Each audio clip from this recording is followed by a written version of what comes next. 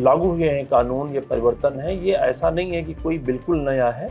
इनमें से कुछ धाराएं बदली गई हैं। ये भ्रम भी ना हो कि पूरा पूरा कानून बदल गया है। जो वर्तमान हमारे तीनों कानून लागू हुए हैं, संहिता लागू हुई है, उसमें इन दोनों पे स्पेशल फोकस किया गया है महिलाओं और बच्चों को लेकर। नए कानून की बात करें तो उसमें डिजिटलाइजेशन को भी बहुत महत्व दिया गया है। स्नैचिंग वगैरह होती थी, स्नैचिंग वगैरह के लिए अलग से इसमें सेक्शन जोड़े गए हैं। जो चेन स्नैचिंग या इस तरह की घटनाएं होती थी, घटना का दिनांक 1 जुलाई यानी 30 और 1 की रात 12 बजे के पहले का अगर घटना है तो फिर उस घटना की कोई भी सूचना आईपीसी के अंतर्गत दर्ज की जाएगी, यानी पुरानी संहिता के तहत। और अगर उस घटना का दिनांक 1 जुलाई का है तो फिर वो घटना हमारी भारतीय न्याय संहिता के तहत दर्ज की जाएगी। 1 जुलाई से 3 कानून बदल गए हैं। ये कानून बदले क्यों हैं और इनकी ज़रूरत क्यों पड़ी, और इनके बदलने से पुलिस डिपार्टमेंट का रोल कितना ज़्यादा बदल जाता है। इसके साथ ही ग्रामीण जो वर्ग के जो लोग हैं, चाहे महिलाएं हों, पुरुष हों, बुजुर्ग हों या फिर युवा हों, वो कैसे इन नए कानून को समझे, इसको लेकर कितनी बड़ी रिस्पॉन्सिबिलिटी अब पुलिस डिपार्टमेंट के कंधे पर आ गई है, ये जानने के लिए इस वक्त गांव जंक्शन आया है नोएडा के एडिशनल डीसीपी मनीष कुमार मिश्रा जी के पास। तो सर, सबसे पहले तो आपका गांव जंक्शन पर स्वागत है। Thank you madam. सर, जैसे कानून बदल गए हैं तो बहुत सारी रिस्पॉन्सिबिलिटी भी बदल गई है, पुलिस डिपार्टमेंट पे भी बहुत सारी जिम्मेदारी आ गई है लोगों को जागरूक करने की। तो जागरूकता एक शिविर लगाए जा रहे हैं, तो इन शिविरों में क्या हो रहा है?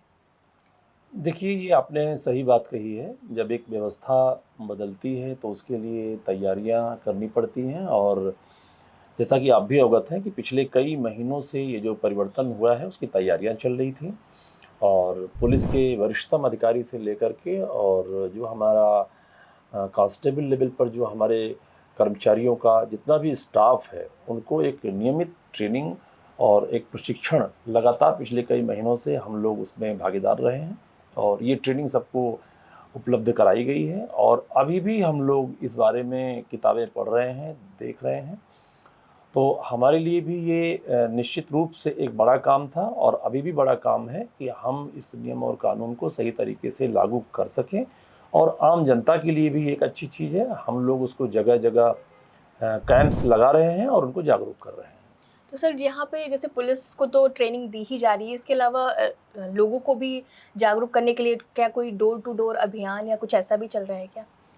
देखिए, अभी आपने देखा है 1 जुलाई से जब से ये तीनों कानून हमारे लागू हुए हैं और संहिता लागू हुई, तब से हम लोगों ने जगह जगह जितने हमारे आरडब्ल्यूए के हमारे संगठन हैं, फेडरेशन है, या व्यापारी भाई हैं, उनके साथ, या हम लोगों ने अभी इसके पहले कल परसों में हम लोगों ने झुग्गी झोपड़ी में भी जा कर के, आम जन के बीच जा कर के हम लोग इसका प्रचार प्रसार कर रहे हैं।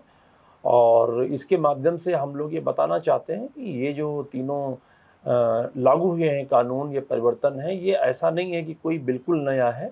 इनमें से कुछ धाराएं बदली गई हैं, और जो पीछे उद्देश्य है बदलने का, जो मंशा है बदलने की, जो उसकी स्पिरिट है बदलने की, उसके बारे में अवगत कराया जा रहा है, ताकि ये भ्रम भी ना हो कि पूरा पूरा कानून बदल गया है।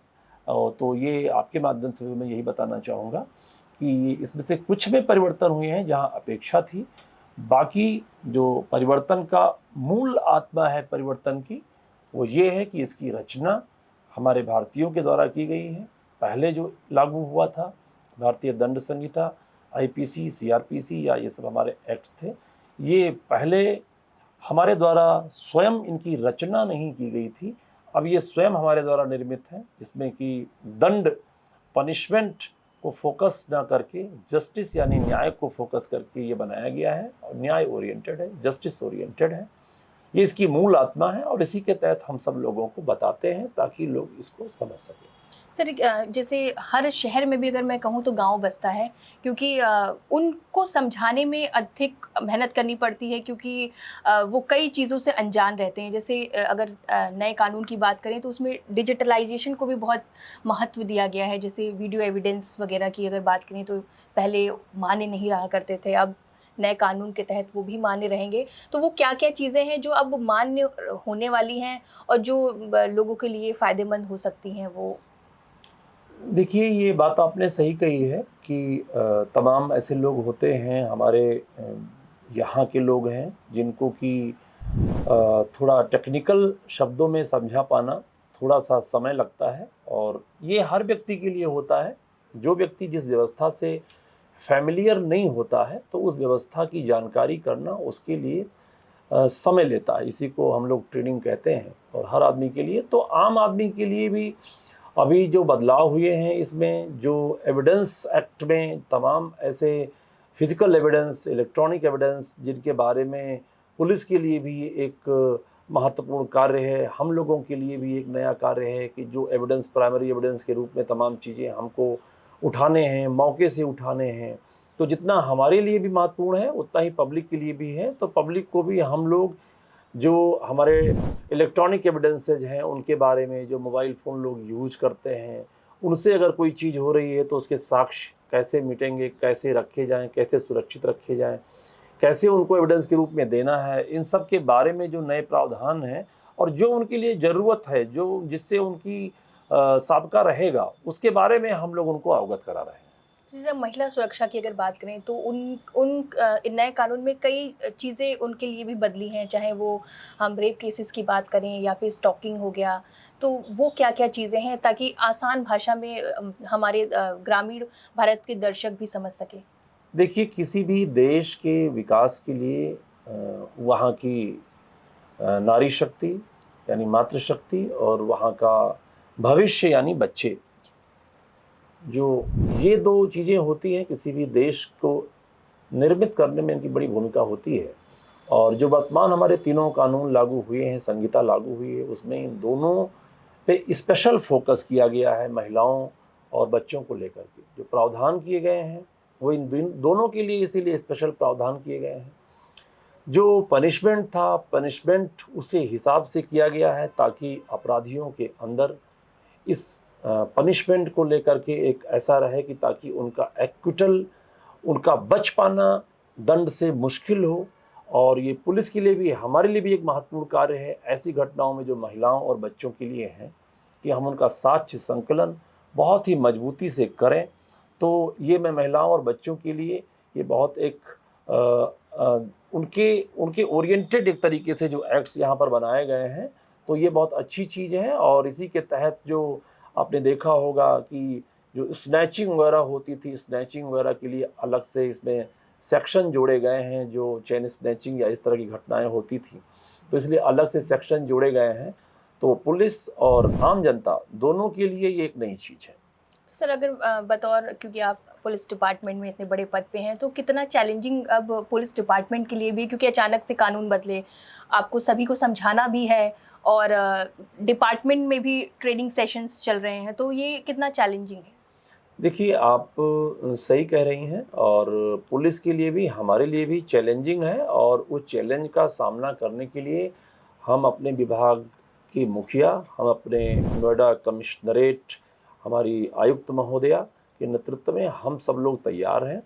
और हम लोगों ने, जैसा कि बताया, कि ट्रेनिंग भी प्राप्त कर ली है। और नई नई चीज़ें जितनी भी आई हैं, वो चाहे एक्ट की हों, चाहे हमारी आईपीसी और सीआरपीसी जो नए रूप में अब बीएनएस एंड बीएनएसएस है या एविडेंस एक्ट है, इससे रिलेटेड हो, हम लोगों ने अपनी तैयारी कंप्लीट कर रखी है। लेकिन हाँ, ये बात सही है कि सीखना हर आदमी की प्रवृत्ति होती है। आदमी कितना भी पढ़ ले, तो वैसे ही हर पुलिस अफसर, हमारे हर जवान को सीखने की प्रवृत्ति हम लोग जिंदा रखते हैं। और हर घटना से भी हम लोग सीखते हैं। हर ऐसे जितने भी एविडेंस हम लोग मिलते हैं, वो हम लोगों को आगे की घटना के लिए एक सीख देते हैं। तो हम लोगों के लिए जो नया एविडेंस एक्ट है, ये भी हम लोगों के लिए बहुत महत्वपूर्ण है। और जो कार्य है वो पहले से ज़्यादा वैज्ञानिक है। हम लोगों को पहले से ज़्यादा और काम करना है निश्चित रूप से, लेकिन हम लोग सफल होंगे। हम लोग उसके लिए मेंटली और फिजिकली दोनों रूप से तैयार हैं।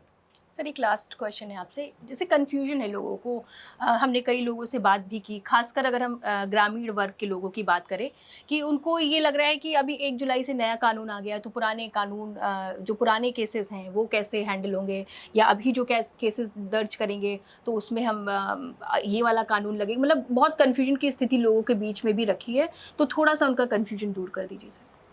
देखिए, मैं उसमें सीधा और सपाट भाषा में और बिल्कुल सरल भाषा में आम आदमी को मैं बताना चाहूँ, तो मैं ये कहना चाहूँगा कि जो घटना, यानी घटना का दिनांक अगर 1 जुलाई यानी 30 और 1 की रात 12 बजे के पहले का अगर घटना है, तो फिर उस घटना की कोई भी सूचना आईपीसी के अंतर्गत दर्ज की जाएगी, यानी पुरानी संहिता के तहत।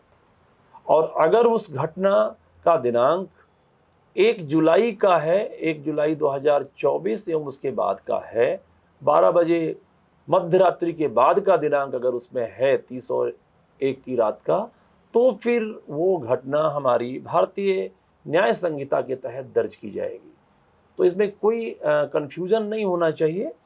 भले ही मुकदमा आज की डेट में आ रहा है, अगर कोई प्रार्थना पत्र आज 4 जुलाई है, आज आप हमें देते हैं और आप मुझे ये बता रहे हैं कि 27 तारीख को आपके घर में चोरी हुई थी और आप बाहर थे और आप सूचना इसलिए नहीं दे पाए, आज 4 तारीख को आप पुलिस स्टेशन आए हैं सूचना दर्ज कराने के लिए, तो फिर वो एफआईआर आपकी भारतीय दंड संहिता के प्रावधानों के अंतर्गत दर्ज होगी, क्योंकि वो घटना 27 तारीख की है। अगर आप आज की घटना की सूचना हमें 4 जुलाई की दे रहे हैं, सेम इंसिडेंट का, किसी चोरी से या मारपीट से रिलेटेड, तो वो हमारी भारतीय न्याय संहिता की धाराओं में दर्ज होगी। बहुत बहुत धन्यवाद सर गांव जंक्शन थैंक से यू। बात करने के थैंक लिए। यू। तो आपने सुना नए कानून को लेकर सर ने सारी चीज़ें जो मुझे लगता है उदाहरण के तौर पर भी समझाई है। अगर इसके बावजूद भी अगर नए कानून को लेकर आप लोगों की कोई भी कन्फ्यूजन है या कोई भी सवाल है तो गांव जंक्शन से पूछिए, हम उनके जवाब आपके लिए ज़रूर तलाश कर लाएंगे। गांव जंक्शन के लिए नैन्सी बाजपेयी।